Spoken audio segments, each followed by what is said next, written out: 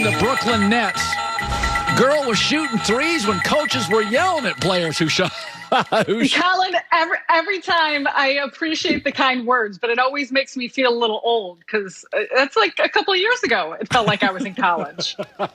Okay, let's start with this. You're covering Brooklyn. They're on a 7-game winning streak. They swept the West.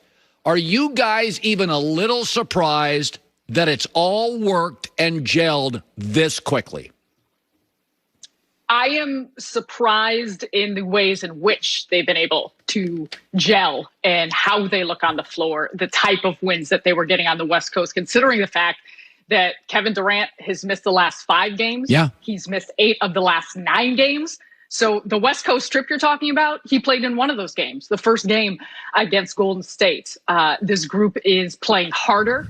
Make no mistake about that. They are playing smarter. And I think it's not just about the talents, especially recently of James Harden and Kyrie Irving, but the rest of this roster, the complementary players, Joe Harris, Bruce Brown, Jeff Green. We can go down the list, DeAndre Jordan. Because of that, everyone understands their roles. And I don't think anything is more important than guys understanding exactly what's asked of them. Anybody concerned that Kevin Durant's already missing time coming off an injury? How does that land for people in Brooklyn? It's a great question. I think anytime a player of that caliber, there's always a small level of concern. But from the side of Brooklyn, from the side of anyone you speak with, their plan is to be overly cautious. Yeah. For him, there is no need to rush back. You saw the way that he came back into the season after not playing for 18 months, and he's been spectacular when he's been on the floor. A lot of the games he has missed has been simply due to health and safety protocols, and that's contact tracing, not he himself having COVID. So I think there's a variety of factors you look at, and the Nets are looking at the long view in the big picture of this before they have him back on the floor. Steve Nash got a lot of heat earlier in the year for a couple of inbound situations, late game situations, and the guy never coached. So it's like, give me a break. There's a big difference between coach and player, player and coach. And he get a little heat for it. Now, over the last winning streak, I don't hear anything about Steve Nash. You hear him, you talk to him, you see him. What do you think is his strength so far as a head coach? His basketball mind, to put it simply. He has an extraordinary way not only to resonate with players, but to communicate with players. He understands how to deal with everyone up and down the roster. And I think that's in terms of accountability with the stars and with others. And more than anything, I'm glad you bring up that point because we haven't been talking about him much in the coaching staff he has along with him. But I think by nature, when you look at this team gelling and how they seem to be getting more comfortable with one another, a lot of that comes to just Steve Nash getting more comfortable and familiar in his role. And he has been very honest about what he knows, what he doesn't know, what he's still working on. And I think the systems and the philosophies, principles, and schematic things you're seeing on both sides of the floor now, the guys are understanding what's being asked of them.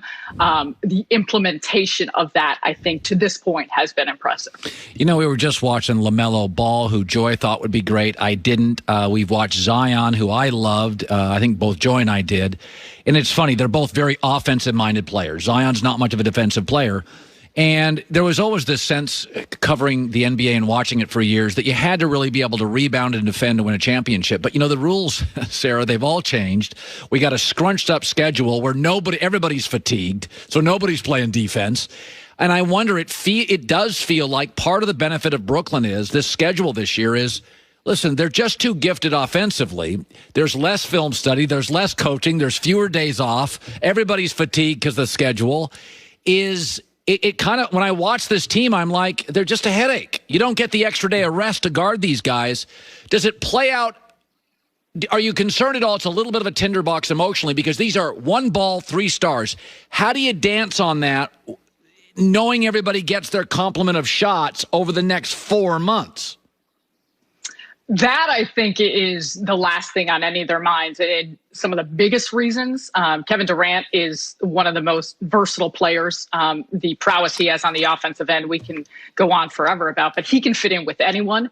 I think James Harden's approach, his brilliance with the basketball, how he has taken over orchestrating the offense in regards to getting everyone involved, the balance of scoring and facilitation, how good Kyrie has been in terms of his numbers and accuracy from the field. And I think all three of those players have continued conversations every day on the floor, practice floor, looking at film.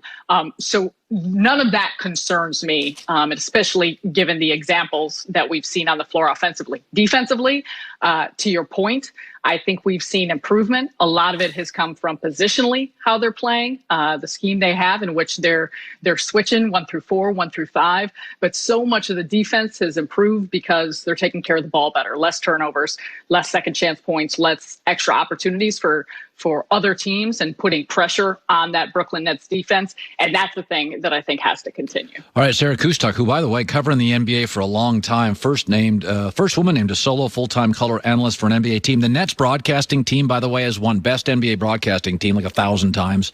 Say hi to your broadcasting partners who are amazing. And she led the country in threes in 2003. That's amazing. 17 years ago, if you shot a three, you better have made it. You were not allowed to miss a three in 2003. So you must have been really good at it, Sarah. And we appreciate you stopping by today. You guys are the best. Thank you. You bet. Yeah, the Nets broadcast team wins the award every year for best local NBA broadcast team. Has for years. Tired of cooking at home? Change it up without getting up. Order Jersey Mike's through their app for no contact delivery or no contact to the door pickup. Jersey Mike's, be a sub above. So Seahawks quarterback Russell Wilson, according to Adam Schefter, rather play for Seattle, not demanding a trade. But he's given him the 4 teams he would play for, and he holds all the cards because he's got a no-trade clause. Cowboys, Saints, Raiders, Bears. Well, we know 2 of those teams need a quarterback.